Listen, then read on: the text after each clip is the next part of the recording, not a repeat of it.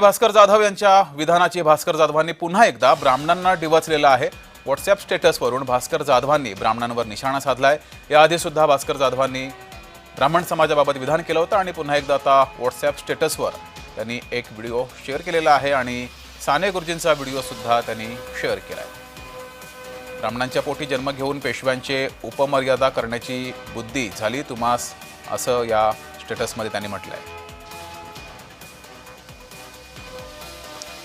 तर भास्कर जाधव यांनी पुन्हा एकदा ब्राह्मणांना डिवचलेलं आहे। ब्राह्मणांसंदर्भातील त्यांनी एक दिवसापूर्वी विधान केलं होतं आणि आता व्हॉट्सअप स्टेटस ठेवून पुन्हा एकदा डिवचलंय।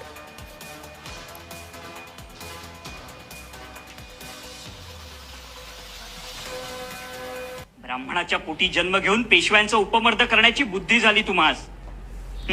अरे पुढच्या 42 पिढ्या नरकात जातील शिंच्या।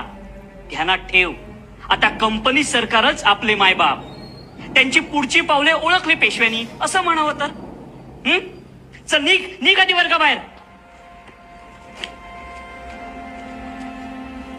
नादारीचा अर्ज भरा, शाळेचे शुल्क जमा करता येईना।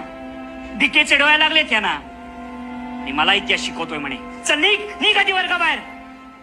ब्राह्मणाच्या अधिक माहिती घेऊया, आपले प्रतिनिधी रवींद्र कोकाटे आपल्या सोबत जोडलेले आहेत। रवींद्र, भास्कर जाधव यांनी आधी ब्राह्मणांविरुद्ध वक्तव्य केलं होतं आणि आता व्हॉट्सअप स्टेटस ठेवलेलं आहे, पुन्हा एकदा ब्राह्मणांना डिवचलंय।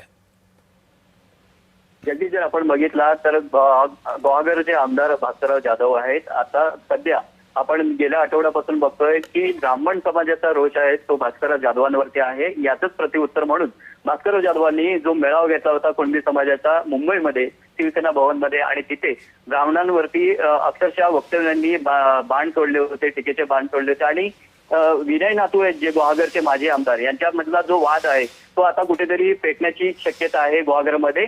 आणि आपण बघतोय की भास्करराव जाधव सुद्धा एका वृत्तवाहिनीला मुलाखत देताना सुद्धा म्हटले होते की मला जर डिवचलं तर मी आता कोणाला सोडणार नाही। आता ब्राह्मणांच्या पाठीमागे सध्या भास्करराव जाधव लागलेले आहेत, या राजकारणामध्ये आपल्याला पाहायला मिळत आहे।